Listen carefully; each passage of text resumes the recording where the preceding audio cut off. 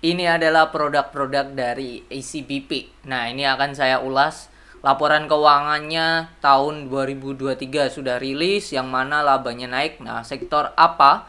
Dari beberapa ini ada mie instan, dairy, makanan ringan, penyedap rasa, penyedap makanan, nutrisi, makanan dan khusus atau minuman yang membuat labanya naik. Jadi, tonton sampai selesai. Check this out.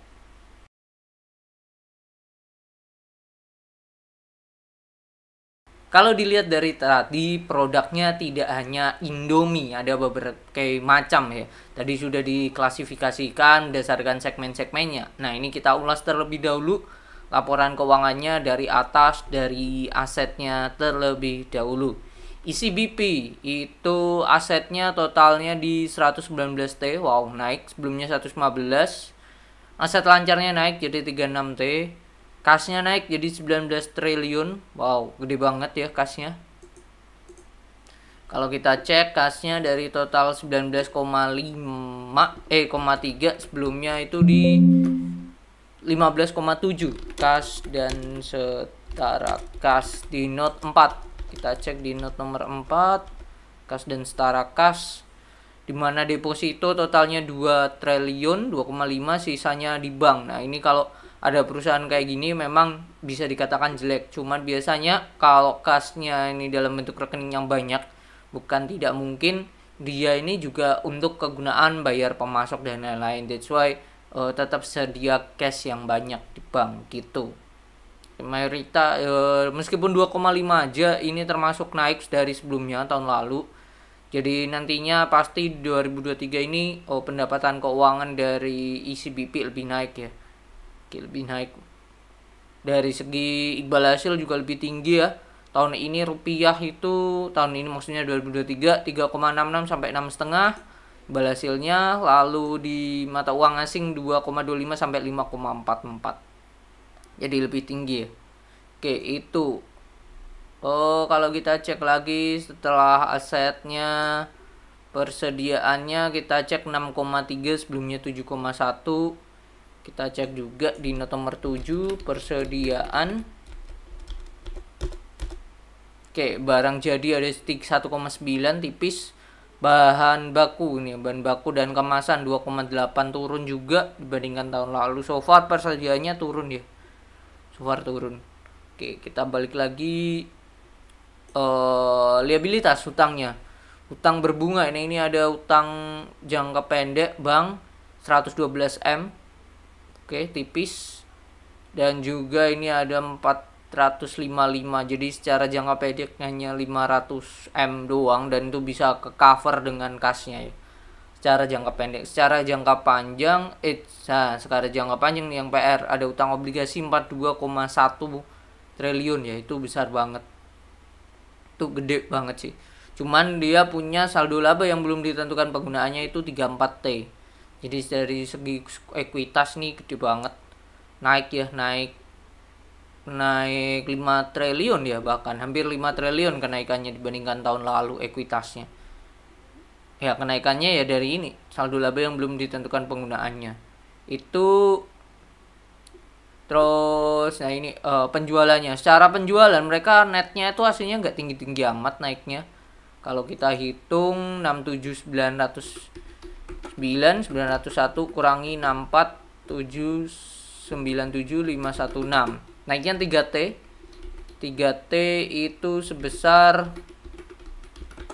4%, 4,8. Tapi secara net, nah ini secara net kalau kita lihat itu naiknya senilai 2 triliun 2,4. Nah, ini gede banget. Secara net gede banget, itu senilai 52% ya. Secara net gede, tetapi secara omset nggak gede. Jadi bisa dikatakan ada beberapa hal yang mereka makin maksimalkan, entah itu dari bebannya bisa ditekan atau dari penghasilan yang lainnya. Nah, kita cek di sini memang beban pokok penjualannya turun. Dari omsetnya sudah naik, dari bebannya turun, which is good, membuat laba kotornya naik. Beban pokok penjualan itu turun jadi 42,7. Kalau kita cek beban pokok penjualan note nomor 102531. Beban pokok penjualan. Oke, kita cek 25 ini bahan baku yang digunakan ini turun. Oke, dari bahan baku yang digunakan turun tapi bisa ngecover omset apa ya, menghasilkan omset yang lebih tinggi, itu bagus menurut saya sih. Oke, terus mana lagi nih? Beban pokok penjualan, nah ini memang 25. Kalau dari beban penjualan sendiri, iklan promosinya malah naik. Dari total beban penjualan di distribusi ini naik ya. Oke, ini naik. Jadi dia menekan beban tapi memaksimalkan hal lainnya. Contoh iklan. Iklan ya terutama ya naik 300M ya. Naik 300M itu sih. Tuh distribusi beban royalti nggak terlalu. Oke, itu. Jadi makin efisien kalau saya melihat. Terus ditambah, nah tadi saya mengatakan bahwa dia bisa harusnya mendapatkan penghasilan yang keuangan yang lebih tinggi karena nominalnya gede. Ya ini naik signifikan 1,4 T, sebelumnya hanya 240 M. Yaitu secara beban keuangan pun mereka menekan ya, jadi 2 triliun sebelumnya 6 triliun. Makanya gede banget ya. Kalau kita cek beban keuangan juga di Note 30 tahun lalu apa nih? Kok bisa gede banget? Tahun lalu gede banget beban keuangannya. Itu efek dari rugi nilai tukar aja ya 4 triliun. Jadi aslinya secara beban keuangan tidak mengalami perubahan yang signifikan. Karena dari beban bunga dan beban bank itu hanya turun tipis ya. Sebelumnya 2,1, sekarang 2 triliun. Udah itu aja sih. Jadi so far oke. Aslinya laba tahun lalu nggak seanjlok-anjlok itu ya, karena ada rugi selisih kurs yang dihitung 4 triliun sendiri. Oke, itu sudah terjawab apa yang membuat naik. Nanti kita cek habis ini labanya dari mana yang membuat naik ya secara omset ya. Arus kas, aktivitas operasi naik. Naik sangat signifikan 4 triliun 50%. Bayar ke pemasok sama, tapi mereka berhasil menekan apa nih?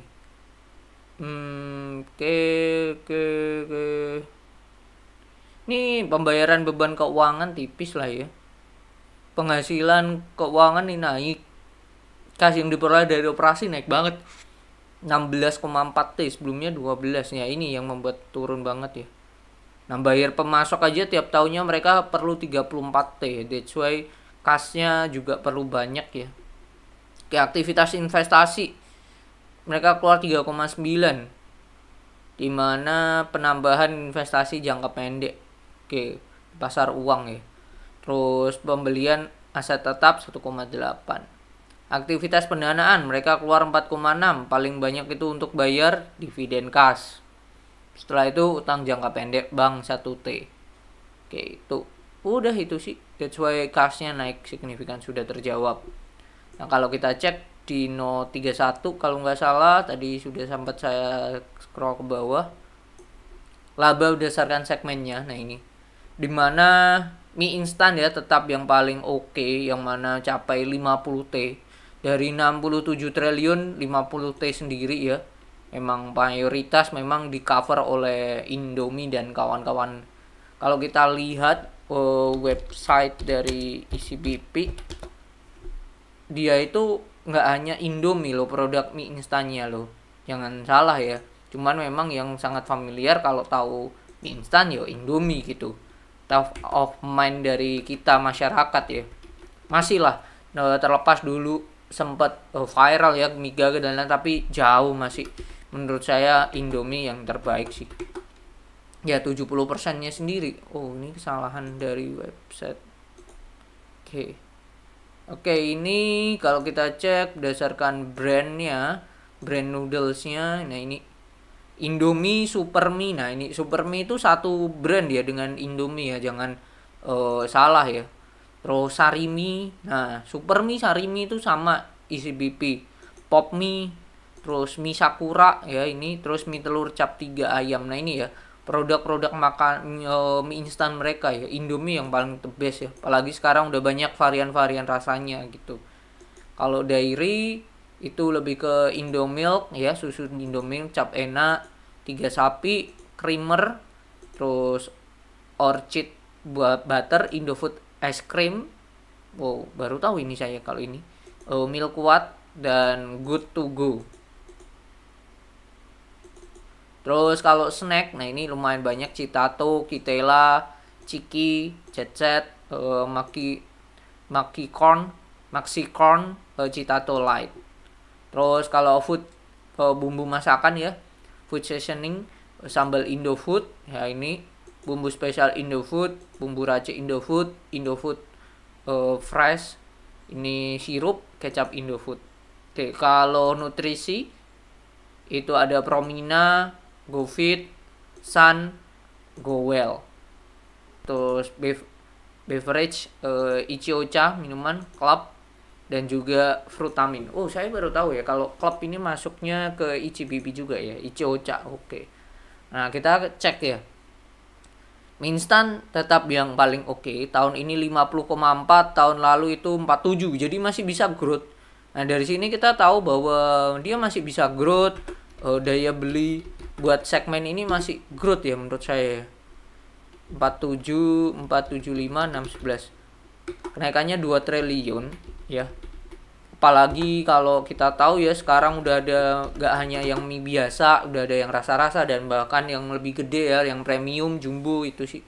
Secara dairy 9,4 sebelumnya, sekarang 9,1 turun. Bahkan makanan ringan snack ini itu 4,2, tahun lalu 3,9, oke naik. Penyedap makanan tahun lalu 3,3, sekarang 3,6, oke naik. Nutrisi dan makanan film apa tadi, produknya nutrisi itu Promina dan kawan-kawan tahun ini di 1,2,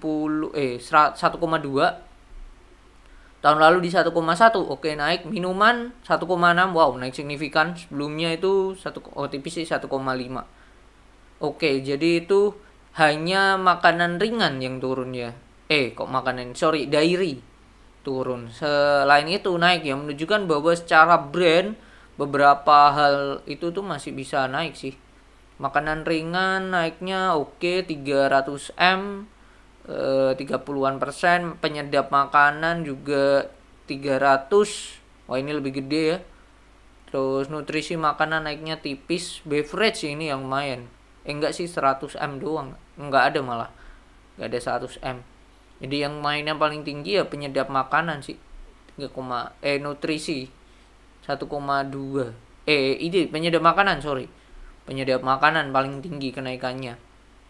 Jadi si sambal Indofood dan kawan-kawan yang kenaikannya paling oke lah ya selain Indomie-nya sendiri.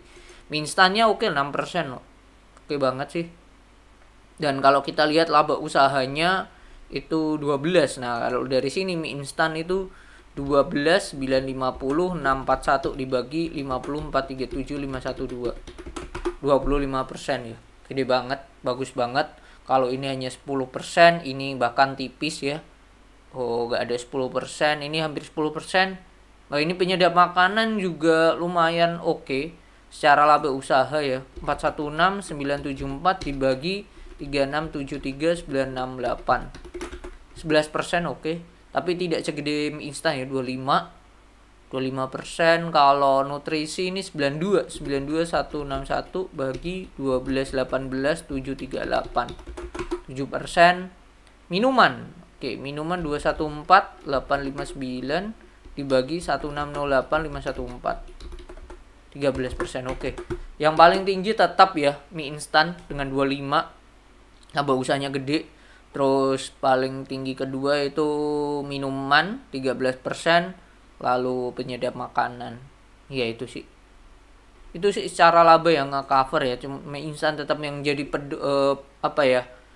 penopangnya lah ya, penopang dari isi pipinya sendiri. 70% secara laba juga masih bisa growth, which is good. Nah, pertanyaannya adalah berapa dividen yang nantinya akan dibagikan oleh isi PP, karena secara histori dia itu termasuk perusahaan yang rajin bagi dividen.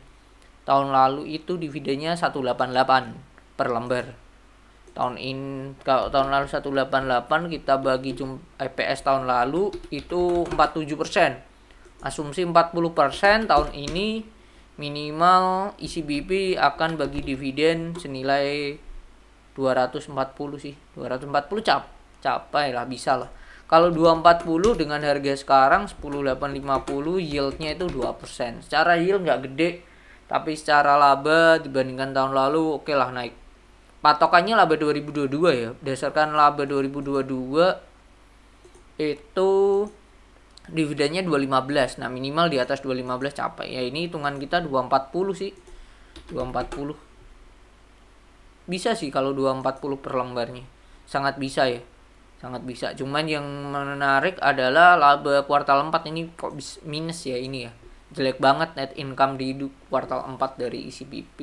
Oke, jadi itu secara perhitungan di Stockbit ini juga menarik. Harga wajar ini 172 triliun. 172 triliun itu kalau kita hitung per lembarnya harga wajarnya di salah. 172 285 dibagi 11,66. Hasilnya adalah 14.000 harga wajarnya. 14.700 kurangi 10.850. 14.700 hasilnya adalah terdiskon 26%. Berdasarkan perhitungan harga wajar dari Stockbit ya. Kalau kita cek berdasarkan chartnya ICBP sendiri,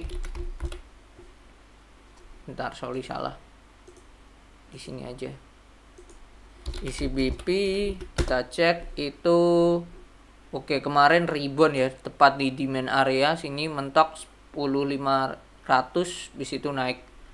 Ya area ini sih bisa jadi area yang oke untuk pembelian. Mungkin dia akan sideways dulu di range 10.500 sampai 11.350. Oke, itu kalau menurut saya secara laba omsetnya nggak gede-gede amat, tetapi kalau kita lihat ya laba paling bisa naik ya itu masih mie instan, segmen usaha mie instan yang jadi primadona ICBP. Secara laba usaha juga oke ya 25%. Terus juga secara growth juga masih yang paling gede ya. Jadi itu kita melihat ya segmen usaha yang lainnya masih bisa growth apa enggak. Kalau saya melihat masih bisa growth, tinggal mereka bersaing dengan brand-brand lain.